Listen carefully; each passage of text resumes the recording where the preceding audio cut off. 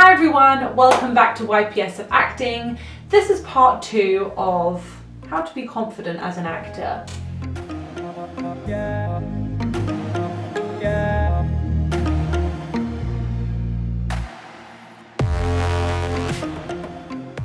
If you haven't seen part 1 yet, I'll link it in the description box below, so definitely watch that first. It talks about why confidence is important and an integral part of acting, and then you can come back here. See you then.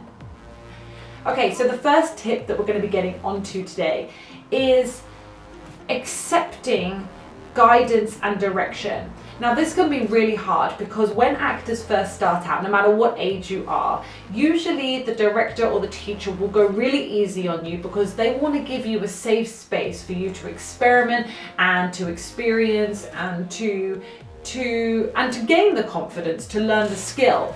However, when you start picking up the technique, they'll usually start putting a bit of direction, putting maybe even some criticism on what you're doing and some guidance in the right direction. And sometimes that can be really hard because we think we take it as we're doing something wrong. And that could not be further from the truth. And the reason I'm mentioning this is because sometimes that can knock an actor's confidence. They can say, oh, the director was giving me loads of direction and I must have been doing it really badly. And it's not the case. Sometimes it's even a compliment. I can speak personally, I've been a coach for almost 10 years, and when a student or an actor is doing really well, I actually pile on the guidance, pile on the direction, because I get really excited that they're creating something amazing. And I am the external eyes, which means I can see things that they can't. And that doesn't mean that they're doing something wrong. It means that they're doing something right, and I'm there to send them in the right direction. So as soon as you accept that you are working with the teacher or with the director, you are a team to create this amazing performance piece, whatever you're working on, as soon as you accept that, you will feel a lot more confident and a lot more confident in that space as well.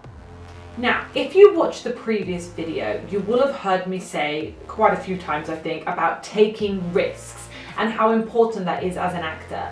Now, people tend to describe actors as being quite confident people. And that is because they are so used to doing scary things in their career.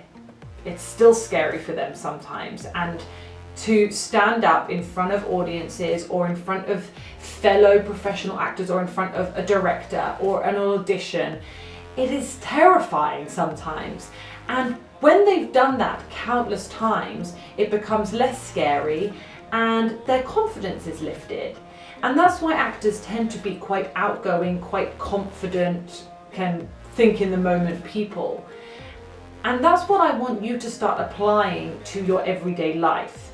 It doesn't mean that you have to start doing a performance every day, although the more acting opportunities, the better, I think. But it means just putting yourself out there in situations where you maybe wouldn't have before. Maybe your boss asks you to deal with a certain customer. Absolutely, see if you can do it with as much confidence and attitude as possible. Maybe you're in school or university and the teacher or the lecturer asks a question. Maybe you know the answer, maybe you don't know the answer, even scarier. How about taking a guess? All of these little decisions and these little actions that you can do as much as possible will make such a big difference in the long run.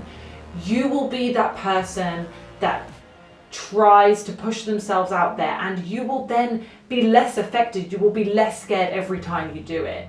The last thing we're going to talk about today is how you speak to yourself.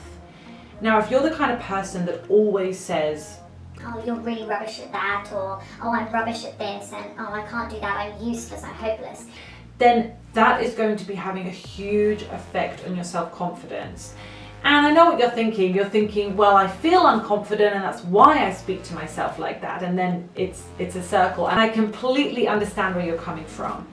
But if you can stop those thoughts as much as possible or as many times as possible, it will make a big impact on your overall mood.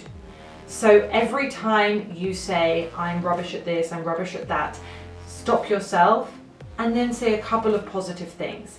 And I know this seems a bit airy-fairy and flaky, but it is widely researched and scientifically proven that your mental well-being and the way you speak to yourself is directly affected to self-esteem, confidence, and mental health.